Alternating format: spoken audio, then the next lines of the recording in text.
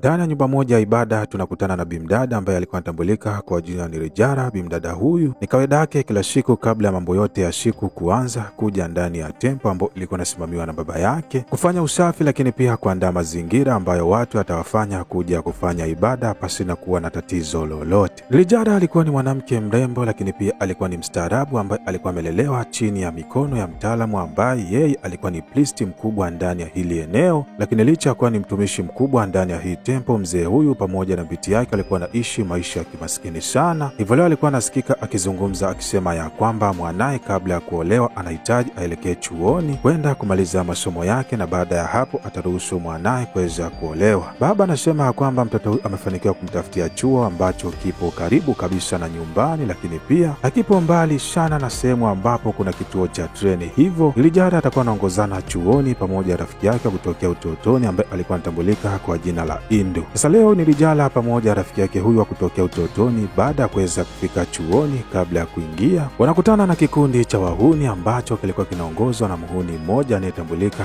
kwa jina la Rajbil. Huyu mshikaji pamoja na wanaye zamani alikuwa anasoma ndani ya hiki chuo, lakini kwa sasa walishamaliza. Rajbil alikuwa anaishi pamoja na kaka yake, bila kumsahau shemeji yake pamoja na anko wake mmoja mdogo Ajay, ambaye alikuwa ni kaka mtaalamu wetu Rajbil. Alikuwa anamuasa sana mdogo wake aweze kuachana na mambo ya kwenda kushinda chuoni pamoja na kundi lake, bali kwa sasa aweze kufanya mpango wa kwenda kutafuta kazi ili aendelee na maisha yake mengine. Lakini Rajbil alikuwa kubaliani kabisa na ushauri wa kaka yake, bali yeye alikuwa anashinda chuoni akipambana na uovu ambao ulikuwa unasababishwa na wanafunzi wa tukutu. Lakini pia Rajbil alikuwa anasaidia pia raia ambao walikuwa naishi ndani ya hili eneo wasije wakaonewa na wahuni ambao walikuwa wanakuja kwa lengo la kuhitaji kuweza kuleta vurugu. Sasa leo bimdada ni Rijara baada ya kuweza kufika pamoja na rafiki yake kipenzi alikuwa anatambulika kwa jina la Indu. Rajbil akamwambia Indu achape rapa kwani yeye anahitaji kuweza kuongea na huyu ni ukama, na mshikaji akamwambia bimdada ni Rijara ya kwamba kuanzia siku hii ya leo popote ambapo atakapomuona inabidi aweze kumsalimia kiafande, kwani kwa hatua hiyo atakuwa ameweza kufanya vyema sana kumheshimu kaka yake. Lakini pia mwamba baada ya kumpiga mikwala miwili mitatu akamuuliza bimdada jina lake alikuwa anaitwa nani. Rijara akajieleza jina lake, ndipo kiongozi akamwambia kwamba je, unafahamu maana ya jina lako? Bimdada baada ya kusema kwamba yeye hafahamu, kiongozi akamwambia ya kwamba kesho asubuhi na mapema kabla ya kufika chuoni inabidi aje akutane naye na amueleze maana ya jina lake. Hii ikiwa na maana ya kwamba inabidi siku hii ya leo akaulize wazazi wake ni nini maana ya jina ni Rijara. Bimdada baada ya kufika nyumbani siku hii ya leo ilibidi aweze kumuuliza baba yake, kwani mama yake alishapoteza maisha kitambo sana. Mzee alifanikiwa kumweleza binti yake maana ya jina ni Rijara. Sasa siku hii ya leo mtaalamu wetu alikuwa anatambulika kwa jina la Rajbil aliweza kufuatwa na mmoja kati ya kichaa ambaye alikuwa ni mshikaji wake wa karibu. Bimdada akamwomba Rajbil aweze kumsaidia pesa kwenda kula, ndipo mshikaji akaweza kumwagizia maziwa. Sasa kipindi ambacho huyu kichaa alikuwa anapatiwa maziwa bwana, kikundi kimoja cha wahuni kikaweza kumfanyia majambo ya kuweza kumvua sketi yake. Ile jambo likamfanya Rajbil kuweza kufika hapa na kuanza kutembeza kichapo, lakini kipindi ambacho kichapo kilikuwa kinaendelea, Rijara naye alifika hapa na kuweza kushuhudia siku hii ya leo jinsi ambavyo mshikaji wetu alikuwa anatambulika kwa jina Rajbil alivyokuwa anatembeza kichapo kwa wahuni. Hili tukio lilimfanya bimdada kumwogopa sana mshikaji na kumwona ya kwamba huenda akawa ni mtu mbaya. Leo ilikuwa ni siku ya kuzaliwa mtaalamu wetu Rajbil, hivyo kaka pamoja na shemeji yake bila kumsahau anko wake mdogo safari inawapeleka mpaka ndani ya nyumba ya ibada ambayo ilikuwa inamilikiwa na baba bibi Rijara. Na baada ya kuweza kufika hapa, mshikaji alishangaa sana kumwona huyu bimdada ndio mtu ambaye alikuwa anaimba nyimbo ya kuweza kuongoza ibada ndani ya hii tempo. Lakini pia hata bimdada naye alishangaa sana siku hii ya leo kuweza kumwona mtaalamu wa kazi heti ameingia ndani ya nyumba ya ibada. Radhi baada ya kumaliza kufanya maombi kipindi ambacho alikuwa amekaa nje ya tempo, bimdada alimfuata kwa lengo la kumweleza nini maana ya jina lake. Dada baada ya kumchana mshikaji maana ya jina lake, hakika mshikaji siku hii ya leo akatambua ya kwamba ndani ya moyo wake kuna kitu kimeweza kujengeka juu ya huyu bimdada, yani alishampenda. Sasa swali linakuja, bimdada atamuelewa kweli ungali alishamuona ya kwamba yeye ni mtu mbaya?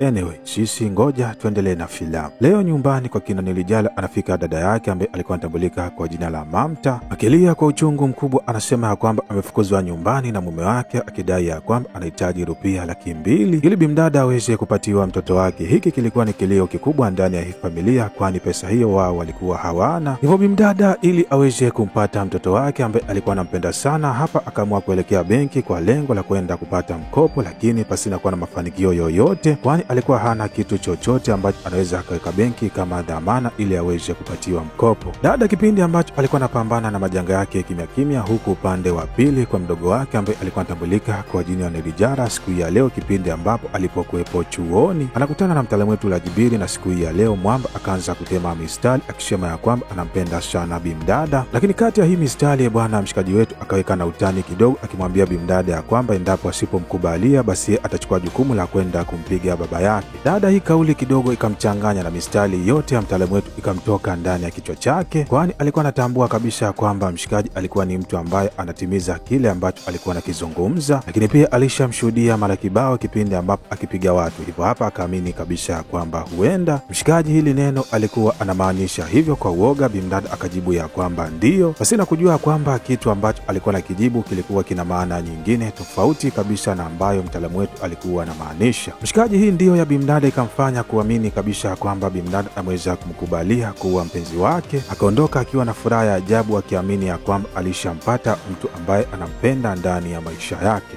Radhi leo akamvizia bimdada kipindi ambacho alikuwa amepanda treni akifunga safari ya kurudi nyumbani, kwani alikuwa amemwandalia zawadi nzuri sana. Baada ya kuweza kuingia humu ndani, mshikaji akaweza kumpatia ile zawadi bimdada, lakini bimdada akakataa kuipokea akidai ya kwamba anaogopa sana kupokea kitu chochote kutoka kwa mtaalamu. Mshikaji kipindi ambacho alikuwa anambembeleza bimdada aweze kuipokea ile zawadi, ndipo bimdada akainuka na kuanza kupiga kelele akisema ya kwamba hataki kabisa kukaa karibu na mshikaji, lakini pia yeye hampendi hata kidogo, kwani hawezi kuolewa na mtu ambaye ni muhuni mwenye tabia mbaya ya kupiga watu ovyo. Maneno magumu ambayo mshikaji alikuwa anapewa mbele za watu alimfanya kuweza kujisikia noma. Radhi akaondoka akiwa moyo wake umevunjika vipande vipande, pasina kuwa na msaada wowote wa mtu kujitokeza na kuokota moyo wake. Lakini leo alipewa taarifa na rafiki yake ya kwamba kuna dangulo moja ambalo linaendesha biashara kinyume cha sheria. Mshikaji baada ya kufika hapa na kutoa msaada, anaingia ndani ya chumba kimoja na kukutana na bimdada ambaye alikuwa anatambulika kwa jina la Mamta. Dada baada ya kumwona mshikaji akamwambia kwamba nimefika hapa kwa lengo la kupatiwa kiasi cha rupia 200,000 ambazo ulikuwa umeniahidi. Lakini mshikaji akafungua pazia na kumwonyesha bimdada ya kwamba yupo ndani ya dangulo na maskari polisi wamefika hapa kwa lengo la kuweza kuwakamata madada poa wote. Ili jambo likaweza kumshangaza sana bimdada Mamta ya kwamba ameweza kuuzwa mchana kweupe, na endapo habari zikienea kwamba mtoto wa Plist amekutwa ndani ya jumba la dangulo hali itakuwaje?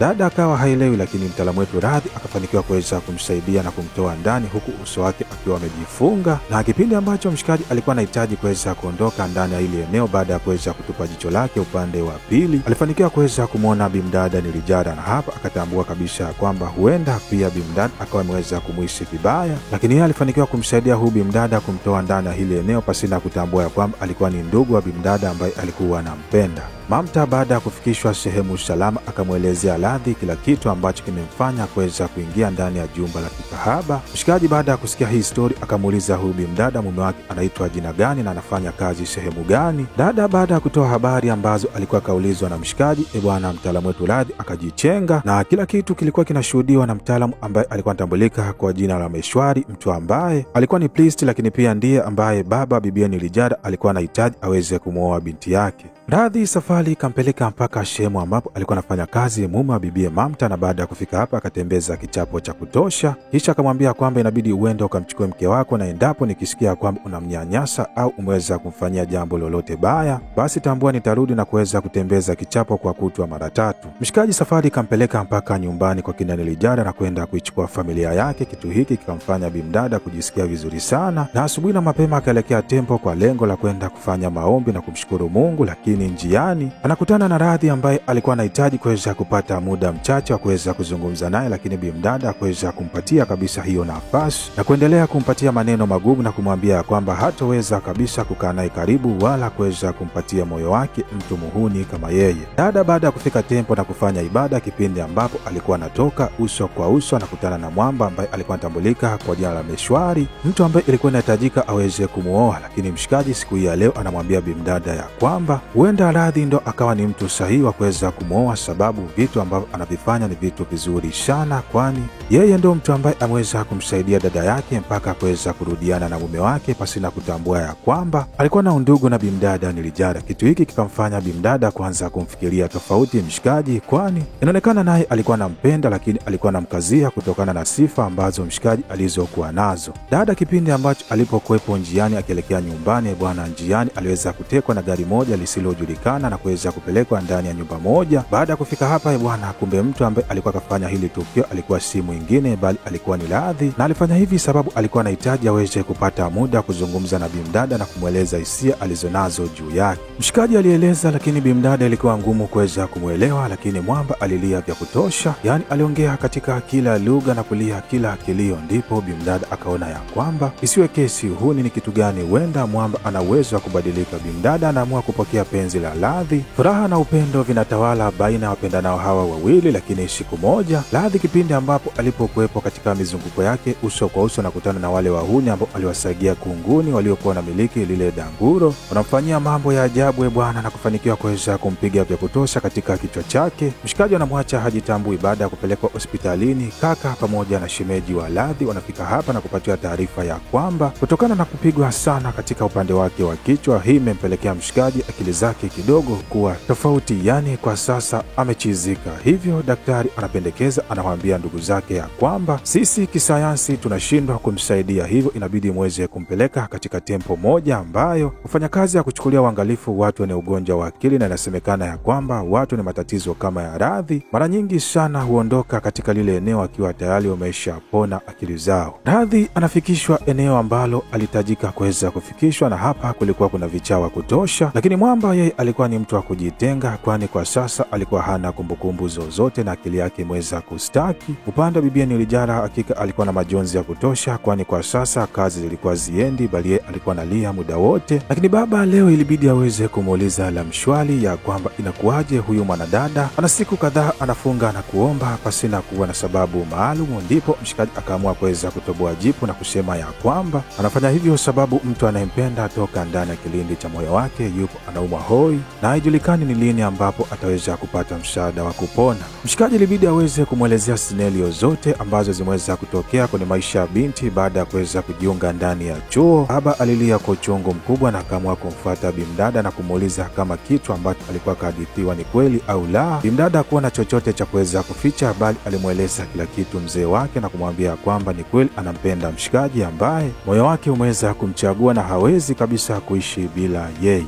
Dada aliendelea kupiga player na hakika maombi aliweza kusikika, kwani huku upande wa pili sehemu ambapo alipokuwepo Radhi tunamwona kumbukumbu zake zinarudi na anaanza kuita jina la bimdada huku akipiga kelele. Mshikaji akaona kwamba hapa nipo sehemu gani, akaanza kuweka mipango ya kutoroka, lakini kwa bahati mbaya walinzi waliweza kumuona, na katika hizo harakati bwana, mshikaji kwa bahati mbaya akaangukia sehemu mbaya ambayo ikampelekea mguu wake kuweza kuchubuka, akiwa kafungiwa huku akiwa amepigwa na usingizi bwana. Ghafla alifika bimdada Nilijara akiwa kaongozana na yule mwanaume ambaye ilihitajika aweze kufunga naye ndoa. Hakika moyo wake uliweza kuumia kweli kweli, akaona ya kwamba ni jambo gani ambalo limeweza kumkuta mtu ambaye anayempenda. Anarudi nyumbani huku akiwa analia, lakini baada ya kuweza kufika na kutana na Jay ambaye alikuwa ni kaka wa Radhi. Mshikaji alikuwa kapangwa na baba wa Nilijara ili aongee na binti akubali kuolewa na mtaalamu wetu aliyekuwa anatambulika kwa jina la Meshwari, kwani baba alikuwa anatambua ya kwamba uhakika wa mtaalamu wetu Radhi kuweza kupona ilikuwa ni ngumu. Na Jay aliongea kwa uchungu mkubwa na kuweza kumshawishi binti akubali na ombi la baba yake la kuolewa na mtu mwingine na msahau kabisa kiongozi aliyekuwa anatambulika kwa jina la Radhi. Bimdad alibaki analia kwa uchungu mkubwa. Radhi kwa sasa alikuwa tayari ameweza kupona, lakini kipengele cha kuachiliwa ilikuwa ni ngumu sana, kwani walikuwa hawamwamini kama mshikaji tayari ameweza kupona. Hivyo akaanza harakati za kuhitaji kutoroka. Mbio zikaanza msituni, lakini huku upande wa pili bimdada ndoa inaandaliwa baina yake pamoja na Ramshwari.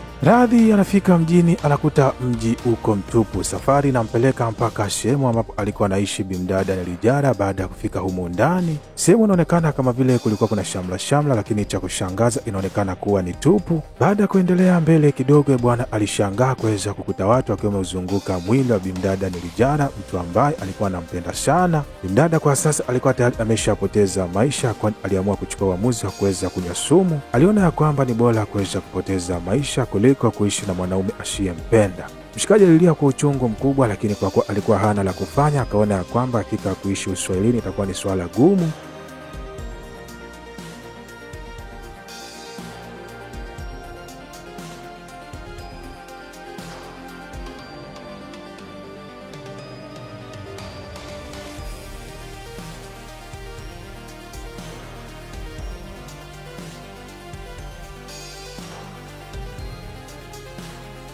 Anawaacha washikaji wake pamoja na kaka yake, kisha safari inampeleka mpaka ndani ya gari ambalo linamchukua na kumrudisha kwenye tempo ambao ilikuwa inachukulia uangalifu vichana. Baada ya kufika hapa, mshikaji anatumia maisha yake yote mpaka katika uzee wake, na sisi tunamuona kwa sasa alishazeeka, akiwa bado katika moyo wake na maisha yake kuna kumbukumbu ya bimdada Nilijara. Bwana, hapa ndo tunafika mwisho wa picha yetu, lakini kama umependa video hii basi usisahau kushare, kulike na kusubscribe ili kwa mwanafamilia kupata vigongo vikali kama hivi kila siku.